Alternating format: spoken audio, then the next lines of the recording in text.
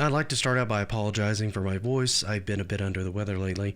I'd also like to thank you for clicking on this video. The fact that you buckled in for the madness that's about to unfold and you're still here after hearing my voice means you're definitely my kind of people. It also couldn't make me happier that it was SEGA that built this thing. Out of all the game developers and hardware designers through the years, two of the most insane throw anything at the wall companies that I found while researching this channel are Atari, who had the benefit of being the first to pioneer the industry, and SEGA. Now, SEGA wasn't the same level of pioneer as Atari, coming out later in the space, but they've done a lot for the industry over the years, from introducing sprite scaling on the Fonz, holographic cabinets with time traveler, and motion cabinets that we've talked about already with Afterburner. However, was SEGA happy with that? No, not at all. So with all that said, let's look at what happens when an amusement park ride has a love child with a video game in the RX360. Let's do this! So, I know what you're wondering. What am I on about? And, well, that's a pretty reasonable question. The RX360 was short for Rotate 360. No, you didn't hear that wrong. This cabinet could rotate 360 degrees in any direction. This was a 7-foot in diameter and 8-foot tall wide unit that weighed over 2,200 pounds and utilized a 20-inch monitor for the gameplay. The whole thing was mounted inside a gyroscope that would rotate along two different axes, with that gyroscope itself being mounted to a fixed base. This obviously came with some safety concerns. So, to solve this, there was a safety bar that came down along with a 4-point safety harness that helped keep the player in the right position, even when the cabinet was upside down. This wasn't the only safety measure installed on the unit. There were sensors that triggered an alarm if the game was approached while in motion, or if players' limbs moved outside the main play space. There was also an attendance stand, and SEGA strongly recommended that games on the cabinet not be played without said attendant, and a safety fence to keep people far enough away to avoid any, well, accidents. They were also helpful in case the player's game stopped with them, upside down.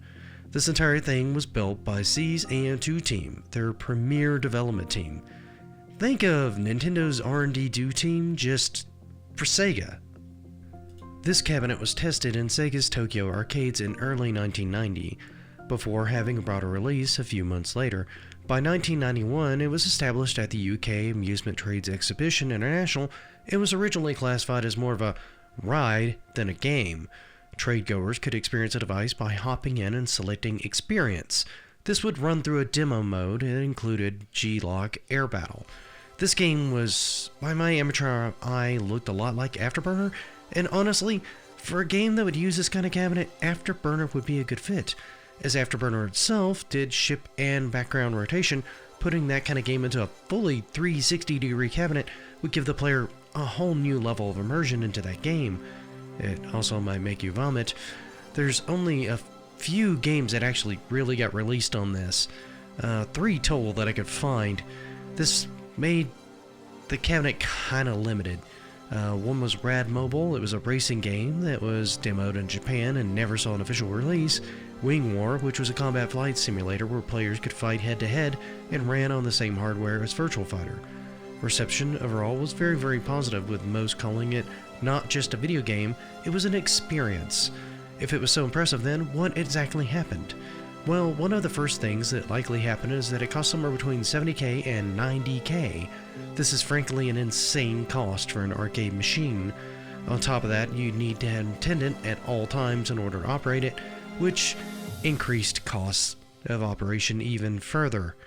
So it was a few years later that SEGA would actually stop producing them, never actually releasing an official number of cabinets made, with only numbers coming out ranging between 100 and 200 units total.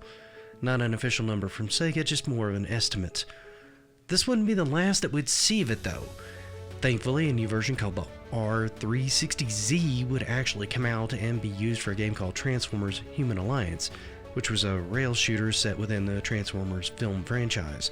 Actually saw a variant of that cabinet in Vegas just recently, but it was more of a sit-down one, not the 360 version, much to my dismay. This cabinet actually showed up at the Joy Plus, a chain of indoor amusement parks made by SEGA themselves. However, what do you guys think of this one overall? Did any of you ever hear about this one? Did any of you ever get a chance to sit in one, and how was it? Let me know in the comments. And while you're there, if you don't mind, please leave this video a like. And if you see more of my content you like, possibly one of the videos on the screen now, consider following the channel. That helps me out a ton.